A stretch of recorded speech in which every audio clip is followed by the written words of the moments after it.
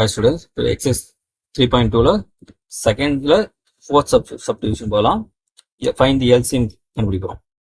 First பாலினம் எடுத்துறேன். B square minus 3p plus 2 இது நமக்கு இப்போ ஃபேக்டரைஸ் பண்ணும். சரிங்களா? இது மாதிரி பீஸ் அது எக்ஸ் ஸ்கொயர் எக்ஸ் கான்ஸ்டன்ட் வரும்போது நமக்கு ஃபேக்டரைஸ் பண்ணுவோம். நமக்கு என்ன பண்ணுவோம், நமக்கு இந்த கான்ஸ்டன்ட் வேல்யூ நம்ம நமக்கு ப்ராடக்ட் வேல்யூ எடுத்துப்போம், மல்டிபிள் வேல்யூ எடுத்துப்போம். அது 2. இந்த எக்ஸ் டேர்ம் இருக்கு இல்லையா, அதோட கோஎஃபிஷியன்ட் நம்ம நமக்கு சம் வேல்யூ எடுத்துப்போம். இங்கே பி டேர்ம் இருக்கு, அதான் சரிங்களா. கான்ஸ்டன்ட் ப்ராடக்ட் வேல்யூ எடுத்தணும். இந்த x term p term q term இல்லை ஒய் டேர்ம் இருக்கு இல்லையா, அதான் இப்போ நமக்கு அந்த சம் வேல்யூ நீங்கள் எடுத்து இப்போ நம்ம ரெண்டு நம்பரை ஆட் பண்ண, அதாவது இங்கே போய் பாருங்க, இந்த ப்ராடக்ட் வேல்யூ பாருங்க. ப்ராடக்ட் வேல்யூ ப்ளஸ்ஸாக இருந்தா, ப்ராடக்ட் வேல்யூ ப்ளஸ்ஸாக இருந்தா கண்டிப்பாக இது என்னது ரெண்டு நம்பர் ஆட் பண்ணால் கிடைக்கும். சப்போஸ் ப்ராடக்ட் வேல்யூ மைனஸ் தான், இது வந்து சப்ராக்ட் வேல்யூ. என்ன ரீசனு?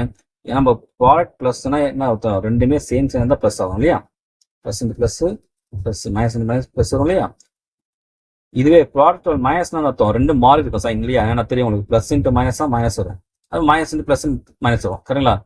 அப்போ சைன் டிஃப்ரெண்டாக இருக்கும். நீங்கள் ப்ராடக்ட் வேல்யூ ப்ளஸ்னா ரெண்டு சேமா சைன் சேமா தான் என்ன பண்ணுங்க, கண்டிப்பாக ஆட் பண்ணி தான் போடும் இல்லையா. இதே ப்ராடக்ட் வேல்யூ மைனஸ்னு வச்சுங்க, அப்போ சைன் கண்டிப்பாக டிஃப்ரெண்டாக இருக்குமா. சைன் டிஃப்ரெண்டாக என்ன பண்ணுவீங்க, நீங்கள் சப்ராக்ட் பண்ணுவோம் இல்லையா. அப்போ இது சப்ராக்ட் வேல்யூ இருக்கும். இப்போதைக்கு என்னன்னா இது ப்ராடக்ட் வேல்யூ ப்ளஸ், அப்போ கண்டிப்பாக இது வந்து என்னது அடிஷனல் வேல்யூ தான் மைனஸ் 3 சொல்றது. நீங்கள் 2 எப்போ ப்ராடக்ட் டேபிளில் போகிறோம், 1 2 2 இல்லை, வேறு எப்பயும் ஒரு சான்ஸ் இல்லை. 1 2 2 1 2 ஆட் பண்ண வரும் 3 தான் கண்டிப்பாக.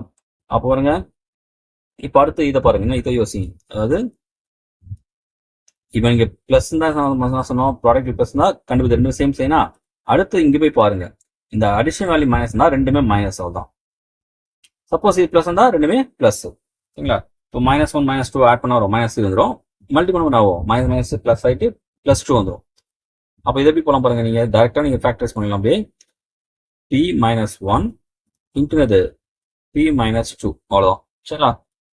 சரி, இந்த 9th போகிறமே கொஞ்சம் ஸ்டெப்லாம் போடும், அப்படிலாம் இங்கே போகணும் அவசியம் இல்லை. நீங்கள் டேரெக்டாக தெரிஞ்சு அப்படியே போடுங்க.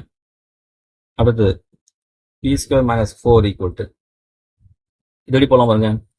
p square போடலாமா, 4 எப்படி போடலாம், 2 square. அதெல்லாம் பார்த்தா நமக்கு தெரியணும். 4 2 square, 9 அது 3 square, 16 4 square, 25 வரும் 5 square. அந்த கியூப் வேலையும் அந்த படிச்சு வச்சுங்க 10th லெவலில், சரிங்களா. ஒரு 10 கியூப் வரைக்கும் மினிமம் தெரியணும். அதே போல பண்ணுங்க, ஸ்கொயர்லாம் பொறுத்த வரைக்கும் ஒரு 25 ஸ்கொயருக்கு தெரிஞ்ச ரொம்ப நல்லது, இல்லை 30 ஸ்கொயருக்கு தெரிஞ்ச நல்லது. இப்போ என்ன பண்ணலாமா, இங்கே இதை பாருங்க. இப்போ பார்த்து எப்படி இருக்கு, a square minus b square மாதிரி இருக்கா. அப்போ ஃபார்முலா அது a பிளஸ் பி இன்ட்டுனது a மைனஸ் பி ஃபார்முலா. அப்போ என்ன வரும், இங்கே p plus 2 into p minus 2, ஓகேங்களா. இப்போ நமக்கு என்ன பண்ணலாம், எல்சிஎம் போயிடலாமா. பி எல்சிஎம் தெரியும் நமக்கு. ரூல்ஸ் என்னது, காமனாக இருந்தாலும் எடுத்தணும், காமனாக இல்லைனாலும் எடுத்தணும். காமனாக இருந்தால் பவர் எது அதிகமாக எடுத்தணும்.